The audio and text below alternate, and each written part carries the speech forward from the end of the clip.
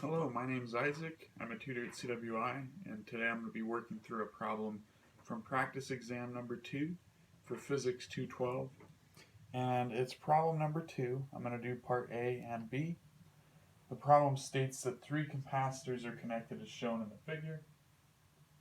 What is the equivalent capacitance between point A and B? So in other words, for this circuit, what's going to be the equivalent capacitance? So we just need to know how to add capacitors to get this first part done. The way I like to think about it is I think about simplifying my circuit by kind of accordioning it into itself, kind of like, we're going to collapse there, and then we're going to collapse there, and then we'll end up with just one capacitor that's going to be an equivalent to the circuit. So the first thing I'm going to smash into one capacitor is this top and bottom in parallel. I'm going to combine those into one capacitor, and I'm going to draw that down here. So this is still capacitor 1 on the left. It has 30 microfarads, just like it did up here. And when we add capacitors in parallel, we add them pretty regularly. We're just going to add C2 plus C3 when they're in parallel. In that sense, it's the opposite of how you add resistors. So 36 plus 24 is 60. Therefore, the equivalent for C23 is 60 microfarads.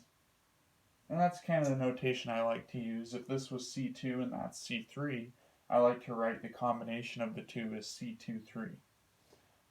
So now we need to take these two capacitors and collapse them into a single equivalent. And I'm going to call that C123 because I'm combining C1 with C23. And if you remember, when we add in series, we have to add the inverses.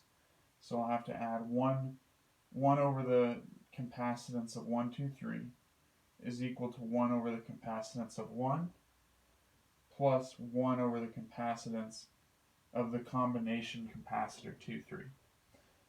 And now we can fill in values. This equals 1 over 30 microfarads plus 1 over 60 microfarads. And so to add these two, I'm going to rationalize the denominator, and I end up with 3 over 60 microfarads is equal to 1 over C that we're looking for. The total capacitance, I'm writing it as C123. So don't forget to flip this answer upside down, because remember, it's 1 over C is equal to 1 over C1 plus 1 over C2. So once you get an answer, be sure to flip it over. You can do that by dividing just the bottom by the top. So 60 divided by 3. And so I've solved that the total equivalent capacitance of this circuit is 20 microfarad. And so there's our answer for part A. I'll go ahead and write that up here. Let's see, C123 equals 20 microfarad. Alright, there's part A. Now for part B, the question is, what is the charge on the 36 microfarad capacitor? The thing is there's no voltage given in this problem yet. I've got a feeling we'll see a correction pretty soon here. But because there is no voltage given in part B or in part A, technically the charge on capacitor 2 would be 0 because there's no voltage to build up a charge. But I know this is going to get corrected at some point, so I'm just going to make up a voltage and work with that voltage, and then you'll know how to do it when you have a value for the voltage. So I'm going to go ahead and say that the voltage between A and B is equal to 12 volts. It's a pretty common voltage. And I'm going to make sure to write down what my C123 value is. It's 20 microfarads. And I'm not going to erase any part of my breaking down the schematic because that's going to come in handy in just a second here. So what we're looking for now is we're saying, okay, we know the total capacitance, but can you tell me how many coulombs are on capacitor 2? Or as the problem states, what's the charge on the 36 microfarad capacitor? And the way we do that is we work backwards. And with the important equation being to remember that capacitance is defined as how much charge you can fit on something per volt. So in other words, can I fit on 1 coulomb per volt? If so, that would be 1 farad. And so C equals Q over V. Well, we're solving for charge, so let's get Q by itself. So Q equals CV. Charge equals capacitance times voltage. Now we know that the voltage from A to B is 12 volts, which means that on this equivalent capacitor circuit, the voltage across is 12 volts. And we also happen to know the capacitance is 20 microfarads. So we can plug in 20 microfarad times by 12 volts equals Q, and therefore Q equals 12 times 20, which is 240. And remember, we multiplied by microfarads, so this isn't in coulombs, this is in microcoulombs. So we've now found the charge on this equivalent capacitor. And you might think, oh, that's kind of useless because we're looking for the charge on this one. But we're going to be working our way backwards using some fun logic to solve for that. So now we're splitting into two capacitors. And here's the question for you to think about. Let's say that I have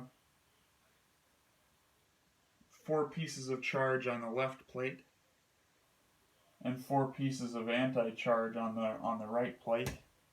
Now what if I put 2 pieces of charge here on the right and the left? So you'll notice these are in series. They're in series. Don't you think that these negative charges, the extra negative charges on the right side of capacitor 1, is going to actually rush in to capacitor 2, 3 and equalize? They're going to come to some sort of equilibrium, right?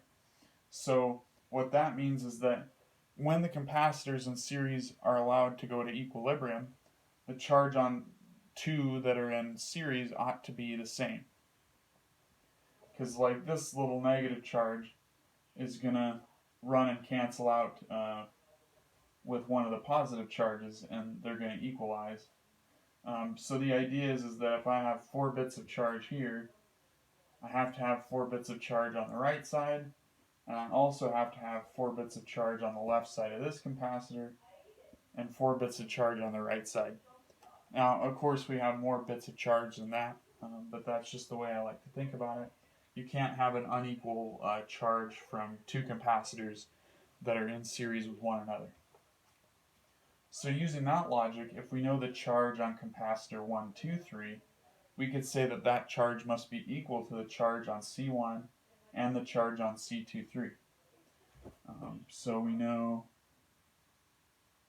that the charge on C1, 2, 3, I'm going to write that as charge sub 1, 2, 3 is equal to 240 microcoulombs. And therefore we can say that the charge on 1 is equal to 240 microcoulombs. And the charge on capacitor 2, 3 must also equal 240 microcoulombs.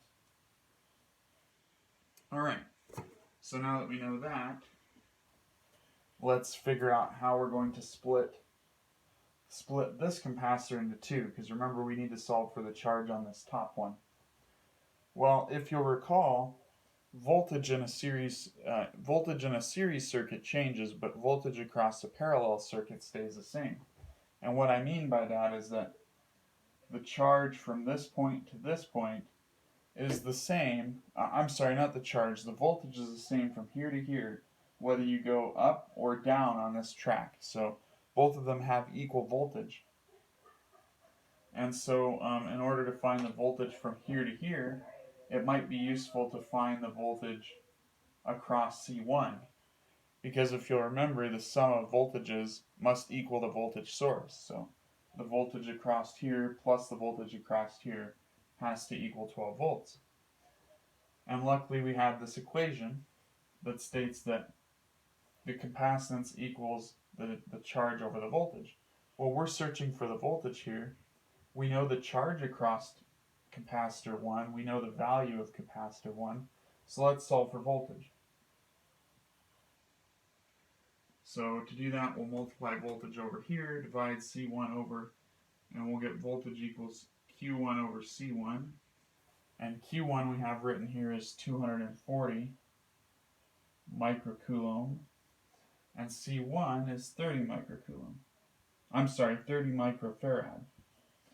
And so we're going to divide 240 by 30, and we get a nice clean voltage of 8 volts, because the micros canceled, and you just ended up with a coulomb per farad, which is a volt. So we know that there's an 8 volt voltage drop from here to there. So if that's 8 volts, and we know that this plus that must be 12 volts, let's write that out. Voltage 1 plus voltage 2, 3, voltage across capacitor 2 and 3 must equal your total voltage. And we know the total voltage is 12. We're solving for the voltage across capacitor 2, 3, and we know the voltage across 1. We just solve for that. It's 8 volts. So now we can take 12 and subtract 8 from it, and we find that the voltage across capacitor 2, 3 is 4 volts. And now that we have that information, we know that the voltage across here from this point to this point is 4 volts. Alright, so now we're looking for charge. Let's go ahead and erase some of this to make room. So we're looking for the charge up here on this guy. Well, we know the voltage across it, right? We just solved for that. It's 4 volts. 4 volts across C2 and across C3. So we can go back to this nifty equation. We're solving for Q, so let's get Q by itself. By multiplying V over, we end up with Q equals capacitance times voltage. We know the voltage across 2. We know the capacitance of 2. And now we're just looking for the charge across 2. And so the capacitance on 2 is given to us at the beginning of the problem. It's 36 microfarad. The voltage 2 we solved for, it's 4 volts. And that's going to give us our charge across 2. So 4 times 36 equals 144.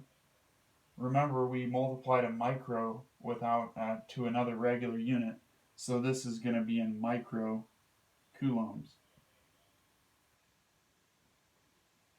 So Q2 is 144 microcoulombs. And that is our answer to part B, assuming a voltage of 12 volts from A to B. That wasn't on the practice exam itself, but there will be a correction soon, I'm sure, that will put a voltage across AB, and you'll solve it in a similar way. Have a nice day. Thank you.